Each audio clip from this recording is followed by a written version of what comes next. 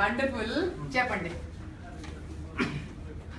బాలకను కాదురా ఏలికను అతల వితల సుతల రసాతల భూతలమంత భర్త వంశేశ్వకేంద్రం ఎగరవేసిన పాండవంశ సంభూతుడనై రాజస రాక్షస గుణసంగమ ఫలసింగమునై మంత్ర తంత్ర తంత్ర గుణతంత్ర మంత్రాంగ తంత్రాదిగా సమస్త హస్తాత సాధకుడనై సురుచర సురచర పరిచర సహచర సమూహమంత ధరాతలమంత శోధించి సాధించి పాలిల వీర సూర ధీరాగ్రేసుడనై దానవ మానవ నవ జీవుడనైనందుకు అనన్య సామాన్యమైన నా యశశ్చందిక అరణ్యముల పాలైనది. నాదుడుండియు నా మాత నాదగా జీవించినది. నేడు నా తల్లిని ఉనికిటి చాటి ఉత్తమ కుమారుడిగా కీర్తి గడించదా. అమ్మ భూమాత జగజ్జనని నీ పుణ్యగర్భవాసాన్ని కలిసి మురిసే సమయం ఆసన్నమైనది. కలుపుకో తల్లి. ఈ డైలాగ్ స్పెషాలిటీ ఏంటో తెలుసా?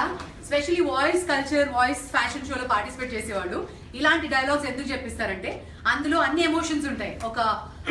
ఒక బాధ ఉంది, ఒక రౌద్రం ఉంది, ఒక కరుణ ఉంది, ఇన్ని రసాలు కలిపిన డైలాగ్. ఇప్పుడు స్పెషల్లీ యాక్టింగ్ లోకి వెళ్ళాలనుకునే వాళ్ళు మా యాక్టింగ్ క్లాసెస్ లో ఒక డైలాగ్ ఇస్తారు. అటజని కాంచి భూమి సురడంబర సుందరి అని ఇదొక పద్యం ఉంది.